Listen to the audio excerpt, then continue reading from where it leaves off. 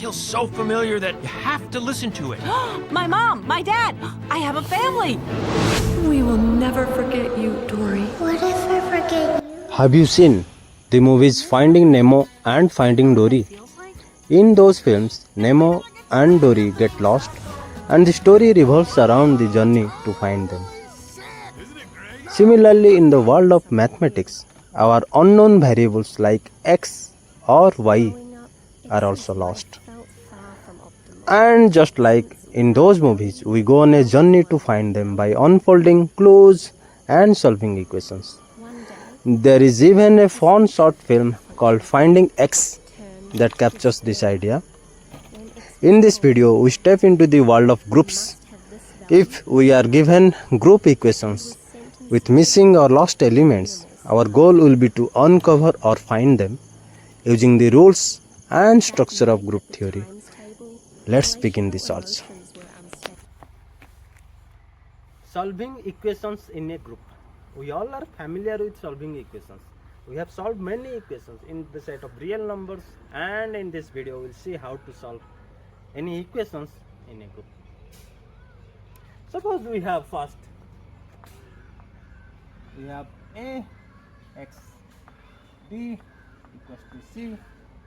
We want to find this x. Our aim is to find the value of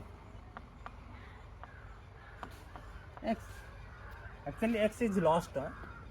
We want to find the x, and we don't know what the value of x is, and this is what? This is the product of a, x and b, and by the associativity property we have this product well defined. We don't have to put parentheses. Product is not usual product. The product is the operation of group. We have a group already, and I am not mentioning the group.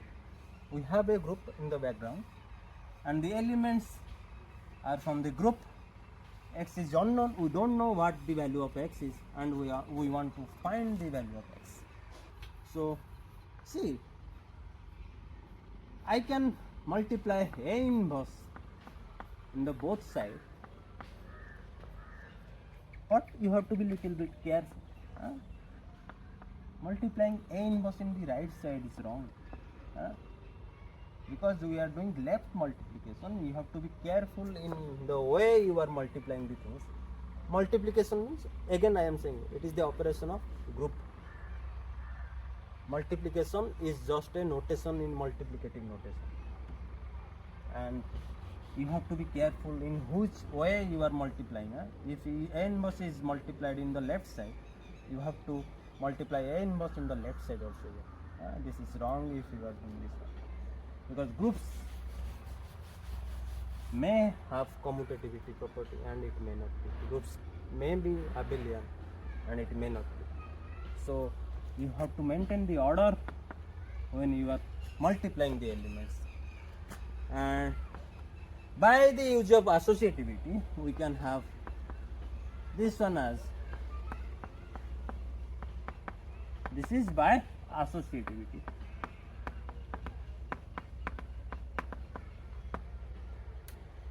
This is same as A inverse A is identity x b. This is A inverse c. Identity is the identity.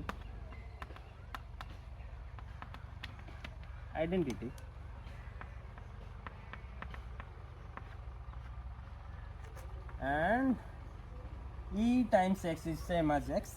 By the associativity property I can write only xb equals to A inverse c, and again we can multiply B inverse in the right side.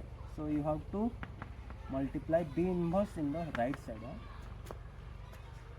This is same as xb B inverse, which is A inverse c B inverse, and this is by associativity. Again associativity, and B inverse gives identity. I have taken E is the identity, A inverse C B. So we have found our x. X is A inverse C B. and this is an element of group also, because A inverse, C, B inverse, all are elements of group, and their product is also an element of group. So X is this one. So when you are solving equations in a group, you have to be little bit careful. You have to maintain the order when you are multiplying things on both sides. You have to see which side you are multiplying. If you are multiplying to the left, then you have to multiply that same thing to the left of right hand side, and same for right. We will also solve another equation, and in the last I will give you some tasks. A inverse, see, we have this one, x square b equals to x A inverse c, and let us quickly find our x. Yeah, I can multiply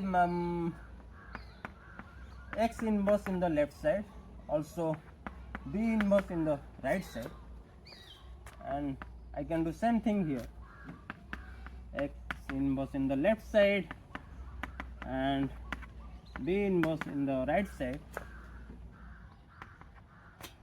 Now I can group one x from here to this one, x inverse x, x b, b inverse. Here we have x inverse x, A inverse c, b inverse.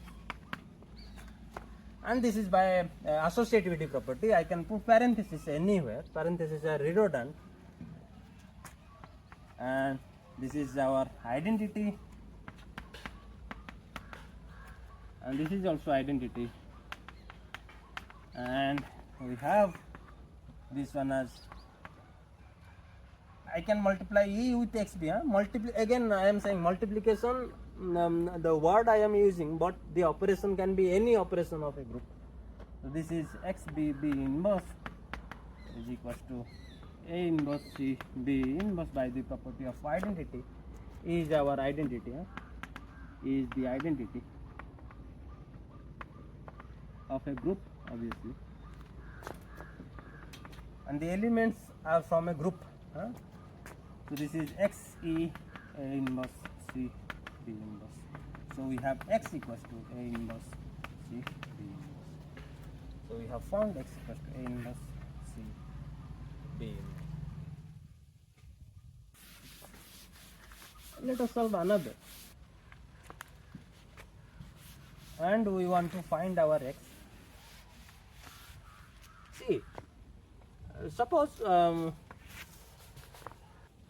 we can undo one x here by multiplying its inverse, and we will have to multiply x inverse in the left side of the right hand side. Here we have x A, and here we have x inverse b, x c inverse. Cancel this x also by multiplying x in the left side. So we have x inverse twice, this is b x inverse. So in the left side we have A equals to this whole thing. See, we have not found our x. X is also lost in this whole right hand side. We have x inverse square, also x here. You will see that we can't find x from this equation. We can't find in any way solve the equation. We can't find x from this one. If you will try to cancel c from right hand side, you will have c here, and b from left hand side, you will have b inverse here. So you have x equals to b inverse x square A c. You also have x here. In the try to solve this one, you will find x is in the both side, left side and right side. It is impossible to find the value of x from this equation. Suppose we have another equation, and x A c equals to A c x. Here the question is solved simultaneously. Solve simultaneously. It is very much fun to try yourself. You can solve one equation in many ways. Let us multiply c on the right side, C. So we have in the right side we have dx, C inverse C is cancelled, and in the left side we have x. I can write this one as x as x square is from product of x and x with the operation of group, and this x as C is same as ACX. So we have this one as ACX. Here we have dx. I have used second equation. If you don't have this second equation, we can't write x as C as same as ACX. We have this one, x as C is equal to ACX. So I am using second equation also. And here we have x ACX. I can multiply 1 inverse in the left side, in the right side of the both. Have x as C, x inverse is cancelled by the associativity property. We can group x and x inverse. Similar thing in the right hand side we have B. Now I can cancel C and A, but I will multiply C inverse first, then we have C inverse here. Next we can cancel C and C inverse. C and C inverse is identity. Here we have XA equals to BC inverse. Now we will cancel A by multiplying its inverse, A inverse by A inverse. That implies X equals to BC inverse A inverse. And when you are doing all these things, try to put the property that you are using. Like here we have used associativity, here we have used second equation. Try to write all those things. So we have found our x is BC inverse A inverse, and this single equation is unsolvable. We can't find the value of x from this equation only. But if we have this one with this one, by solving simultaneously we can find x. So sometimes one equation of a involving unknown x can't be solvable. Pause the video to note and try to solve this simultaneous equations, and comment if you have any doubt. Let me know all those things. Thank you.